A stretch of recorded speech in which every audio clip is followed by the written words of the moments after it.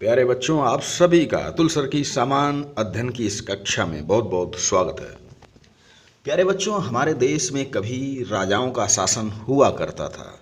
ऐसा नहीं कि राजा अपनी प्रजा का ध्यान नहीं रखते थे, लेकिन कब निरंकुश हो जाएं पता ही नहीं चलता था और प्रजा कहती थी त्राईमाम त्राईमाम।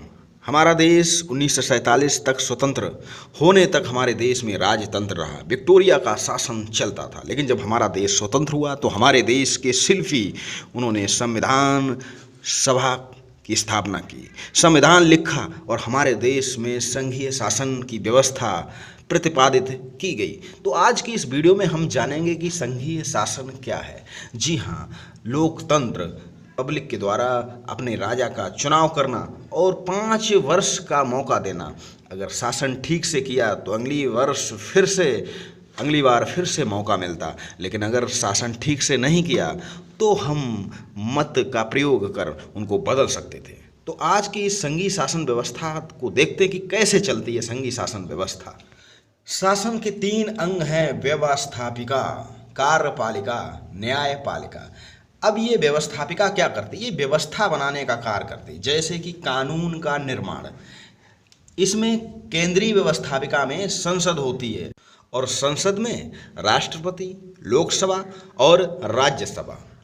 ये लोग जो हम लोग चुनते हैं, जिनको लोकसभा चुनाव में या जो मनोनीत किए जाते हैं, तो ये 3 लोग मिलकर व्यवस्था बनाते हैं। और लोकसभा के सदस्य 5 वर्षों के लिए चुने जाते हैं और राज्यसभा के सदस्य 6 वर्षों के लिए, जिन्हें हम सांसद कहते हैं।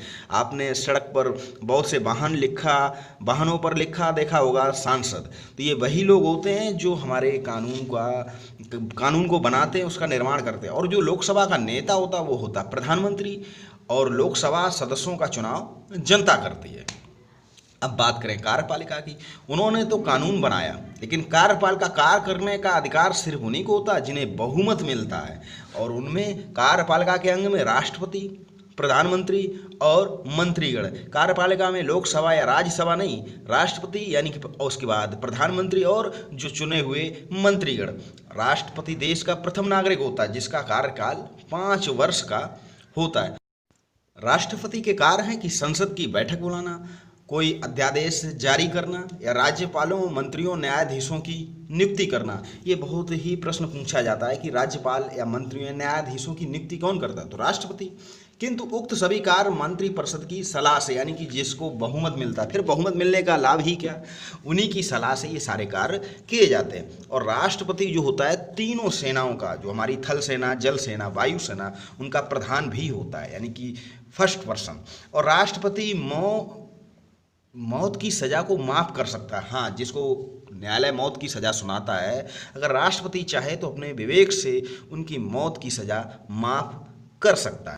अब बात करते हैं न्यायपालिका, यानी कि व्यवस्थापिका, कार्यपालिका जो भी कोई कार्य करती है, लेकिन उस पर कहाँ तक खरी उतरती है, या फिर ऐसा तो नहीं कि प्रजा का, पब्लिक के अधिकारों का हनन हो रहा हो।